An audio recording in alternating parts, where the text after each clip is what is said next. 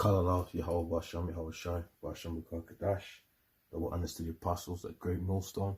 Salute to you, brothers, teaching the word in sincerity and in truth. Now, I had a short dream last night. I had some other dreams and stuff, but to go into it, because it was short, but I said that, I might as well do a video on it. But it was about the UFOs and the chariots, and it was about being beamed up. The scripture says we shall be caught all together in the clouds. So to go straight into it, man, I just want to go straight into it. I don't want to keep this video long, but so there was a group of brothers, people, but I couldn't see who anybody was, because it was I couldn't make out anybody, but there was a whole group of brothers. And I was in a town, and this town, it kind of looked like a post-apocalyptic movie. You know what I mean? Things were happening, like you get like Demolition Man, Children of Men. So one of those types of movies, man. I don't know if Demolition Man's the best example, but things were running with a chip and all that. But then there was like, outlaws and how else would you put it? Outlaws and off the gridders. But anyway, so pretty much an angel had come and was speaking to us, the group, and said to everybody in the group that it's time to get a chariot's gonna come and cover the earth, and pretty much you got to be prepared. Now, what had happened, what kind of stood out for me in the stream was that everybody that was in the group we were not at our houses, we were not, by, family members and none of that. We was away from all of that. And, you never had the time to make a phone call to, cousin or aunt or somebody like that to tell them where you were. And the angel was pretty much saying, look, you gotta, you better be prepared right now. So when the chariot does come, you ain't got no time to go to any loved ones or anything like that. And basically that was one of the requirements. If anybody was gonna do that, which I think some people did, but they weren't gonna get beamed up into the ship, pretty much, and that had me thinking about a lot of things. You could be out driving somewhere and you're not at your house, and then you got to be ready at any time, and it got to the point, and I want to talk about that a bit after. I'm just going to conclude the dream, but because it wasn't a long dream. Then it got to a point, so there was other members of the group. Now I don't know who was, I don't know who was who, but other people had disappeared, and there was people there, but pretty much it was kind of by ourselves at this point, but I knew everyone was around.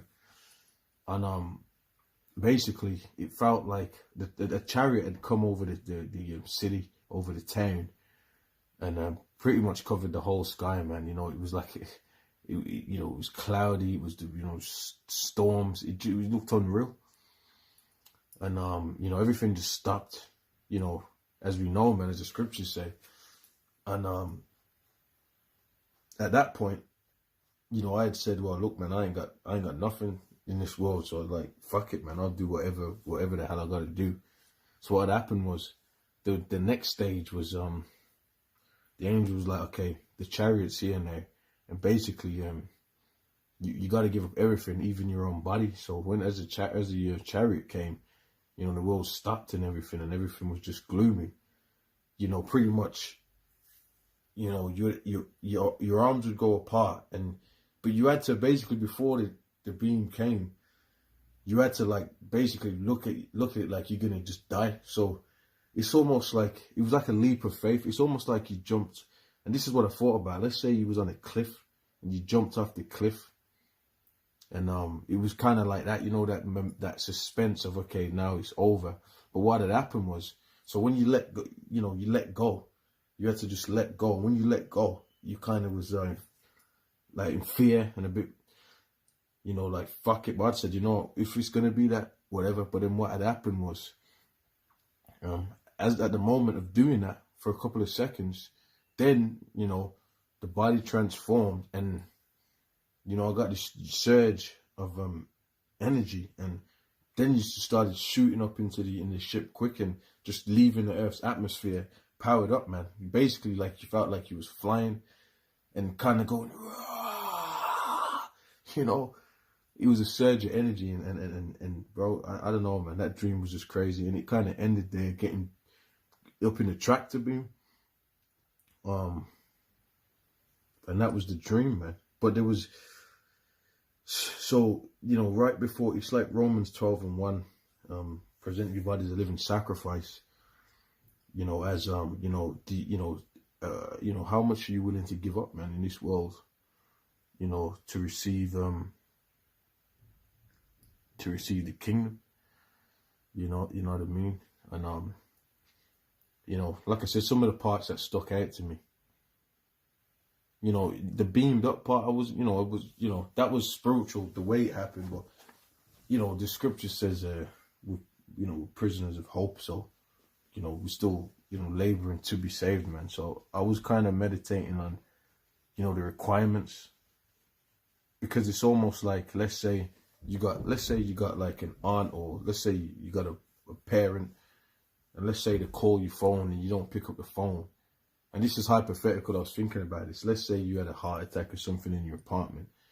They might call your phone and they'll be like, oh, well, you didn't answer. I could have, you know, they think they can change the course of, but you can't, but that's not, they ain't got the power for none of that. They say, oh, you know, oh, you're not picking up the phone. I was worried.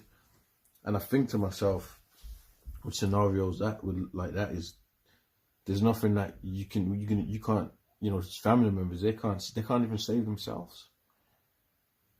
You know, so, you know, work on your own salvation with fear and trembling, man.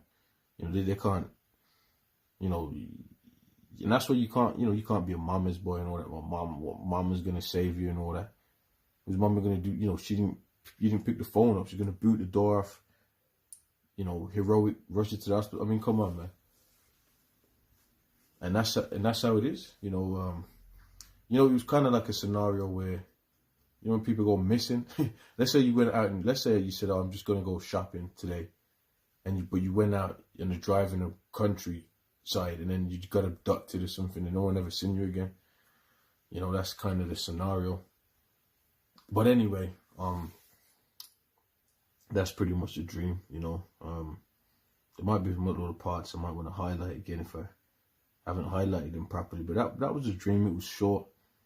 You know, I had it last night, man. Kind of, you know, funny kind of time to have it, because I was some stuff was going on, but, you know, it was kind of spiritual, man. But you know, the angels giving the requirements, and you know, some people wanted to make calls like to cousins and people of that nature to let them know, oh, you know, look, I'm gonna be missing, but it's because of I'm gonna get beamed up. And people that were doing that, they weren't getting you know, you just had to go with the spirit, go with the flow, and meet the maker, man. You didn't, you know, I didn't see in the chariots. The dream never got there. It was just the stage of, you know, getting there, man. You know, I never, you know, so, you know, it was just that, man. And like I said, even with the time when it was the second stage to go in the chariot, you had to pretty much give up, like you was gonna die. You know, like you just had to let go. But then when you let go, you found out that you wasn't dying. You was being reborn. You know, as a new creature, man, with a surge of energy. It's just interesting, man. And you know, these things are gonna happen. You know, the scripture says we're gonna get those in a twinkling of an eye. We shall be changed. So we're not, these bodies are bodies of death, mortal. We're not taking these either. All your possessions, you know, people have to leave possessions, cars, you know, things you got, you know, clothes and everything here. So if that's the case, then what can you really build here? You know, it's just, you know what I'm saying? It's just something else. You know, anyway, that was a dream. You know, hopefully it's edifying, you can get something out of it, and you know, on to the next video, man. You know, the elect are gonna get beamed up, man. You know what I mean? And that's gonna be the, you know, the event on the planet, man. Because like I said, the Chariot was so, but I don't think the Chariot was massive. It basically covered the earth. You know, it was so big that it was so gloomy, you couldn't really, you know, volcanoes would have been going off. You know what I mean? You know, I can't even really describe it too much, because it just, you had to focus on what was taking place, man. You know, you really no time to be like, you know what I mean? So with that, I'm gonna say shalom, man. You know, Yahushua is coming, man.